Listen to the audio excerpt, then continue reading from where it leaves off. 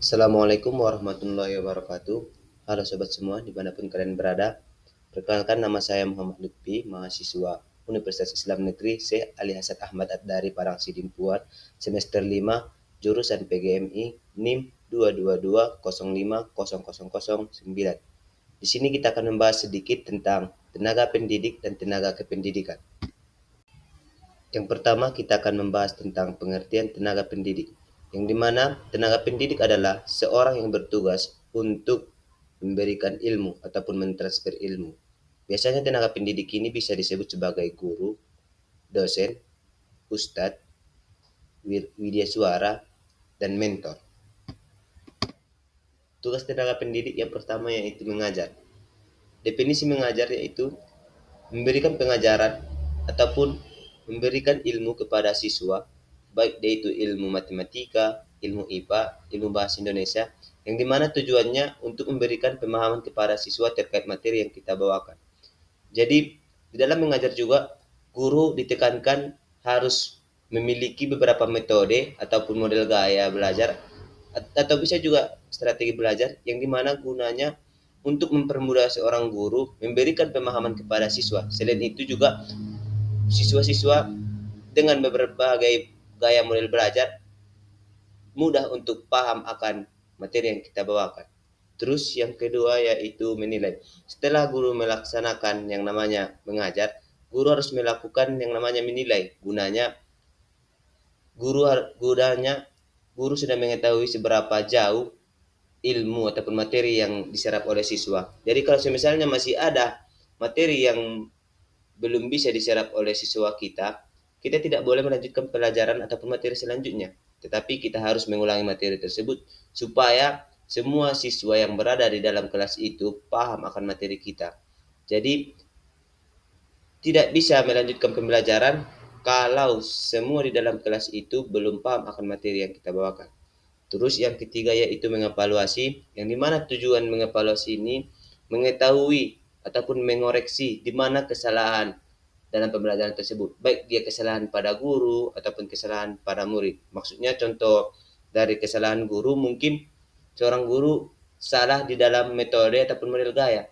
Guru hanya berfokus pada satu model ataupun metode gaya. Jadi kalau misalnya guru berfokus cuma satu pada metode ataupun cuma satu model gaya, otomatis pembelajaran itu akan monoton ataupun siswa akan merasa bosan terhadap model belajar ataupun gaya belajar kita. Jadi makanya seorang guru itu ditekankan untuk menguasai beberapa model, beberapa metode, dan beberapa strategi gunanya untuk menghidupkan kelas supaya mudah siswa memahami materi yang kita bawakan. Terus mungkin mengoreksi tadi kesalahan murid, bisa saja kesalahan murid ini terlalu sering alpa ataupun terlalu sering tidak hadir dalam kelas, baik dia sakit, izin, ataupun lain sebagainya. Jadi dari kesalahan murid ini yang sering tidak hadir, si guru harus bisa mencari bagaimana metode supaya siswa ini tidak tertinggal pelajarannya. Jadi dia seiring dengan kawannya yang sudah masuk di kelas. Nah, itu semua tugas dari seorang tenaga pendidik. Yang pertama tadi mengajar, menilai, dan mengevaluasi. Selanjutnya kita membahas tentang peran tenaga pendidik. Yang pertama, fasilitator. Maksud dari fasilitator yaitu tenaga pendidik ditekankan untuk memfasilitasi kebutuhan siswa seperti papan tulis, spidol, buku pelajaran. Jadi ketika fasilitas di dalam kelas itu kurang, itu tugas dari seorang guru. Terus yang kedua, peran tenaga pendidik motivator. Maksudnya seorang tenaga pendidik ataupun seorang guru harus bisa memberikan motivasi kepada siswanya, yang dimana guna motivasi ini yaitu memberikan semangat ataupun menumbuhkan semangat siswa untuk belajar. Bisa saja hari ini siswa yang merasa sedih tambah semangat dengan motivasi yang kita berikan. Terus yang ketiga yaitu penasehat.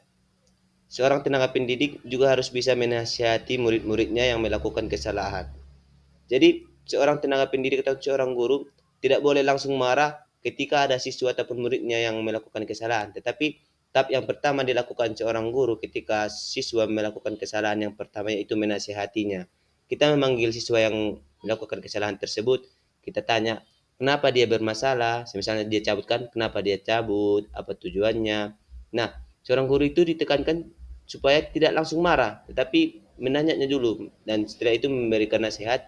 Tapi ketika kesalahan tersebut berlanjut ataupun berketerusan, nah setelah kita menasihatinya tadi kan tidak mempan. Nah, bisa saja si orang guru langsung memberikan hukuman kalau sudah melewati fase tadi yang menasihati. Selanjutnya yaitu pengertian tenaga kependidikan, yang dimana pengertiannya adalah seseorang yang bertugas di bidang administratif, teknis, dan pendukung operasional sekolah.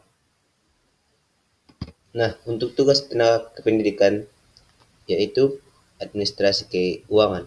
Maksudnya masalah keuangan yang ada di suatu lembaga ataupun di suatu sekolah itu tugas dari tenaga kependidikan. Kemana uang itu keluar, kemana digunakan, itu semua tugas tenaga kependidikan, bukan tugas dari tenaga pendidik. Terus yang kedua yaitu sarana prasarana. Fasilitas di sekolah itu juga menjadi tugas dari tenaga kependidikan. Misalnya di kamar mandi, ketika kamar mandi itu tidak ada gayung, nah yang memfasilitasi itu yaitu tenaga kependidikan. Terus sebenarnya tugas dari tenaga kependidikan ini sangat banyak. Bisa juga mengawasi guru-guru, mengevaluasi absensi siswa, dan lain sebagainya. Selanjutnya yaitu peran tenaga kependidikan. Yang pertama, kepala sekolah. Kepala sekolah lah yang menjadi pemimpin ataupun yang menjadi atasan seluruh aparat yang berada di sekolah itu, baik dia wali kelas, tata usaha, bendahara, bahkan siswa. Jadi itulah semua yang yaitu jadi kepala sekolah itulah yang menjadi pemimpin. Terus di bawah kepala sekolah itu ada biasanya wakil kepala sekolah. Bisa saja wakil kepala sekolah bidang kesiswaan, bisa saja juga wakil kepala sekolah bidang kurikulum. Terus di bawah kepala sekolah itu ada tata usaha, yang dimana tugas tata usaha ini mengatur jadwal kapan penerimaan siswa baru, mengatur jadwal kapan waktu UAS, kapan UTS, terus juga mengatur data-data siswa pindahan. Bagaimana memindahkan data siswa dari sekolahnya yang dulu ke sekolah sekarang. Jadi itu tugas dari tata usaha. Tata usaha ini juga dibagi ke beberapa bidang, bisa saja seperti bendahara, wali kelas, dan lain sebagainya. Terus yang ketiga yaitu penjaga sekolah. Maksud dari penjaga sekolah ini juga dibagi ke beberapa bidang. Satu, bidang kebersihan. Dua, bidang keamanan. Dan bidang yang lainnya. Jadi di dalam bidang kebersihan tadi, tugasnya itu menjaga kebersihan sekolah. Jadi ketika sekolah itu kotor, berarti otomatis di bidang kebersihan ini tidak berjalan.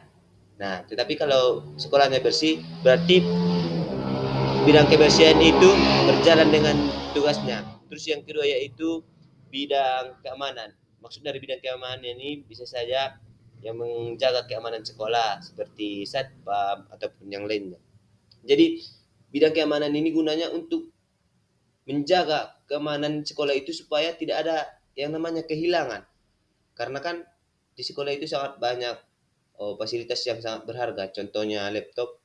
Nah, jadi supaya tidak hilang barang-barang berharga yang ada di sekolah itu, makanya perlu dibuat yang namanya bidang keamanan ataupun juga tadi tenaga kependidikan di bidang keamanan. Oke, mungkin cukup sekian materi dari saya. Mungkin saya simpulkan sedikit. Jadi, tenaga pendidik itu berfokus pada siswanya. Bagaimana dia memajukan pola pikir siswanya. Sementara kalau untuk tenaga kependidikannya itu berfokus pada sekolahnya, berfokus pada visi misi, bagaimana sekolah itu menjadi akreditas A. Mungkin cukup sekian. Jika ada kata-kata ataupun materi yang kurang pas pada tempatnya, saya mohon kepada semuanya yang menonton untuk meninggalkan komennya di kolom komentar. Wabillahi taufiq wal hidayah. Assalamualaikum warahmatullahi wabarakatuh.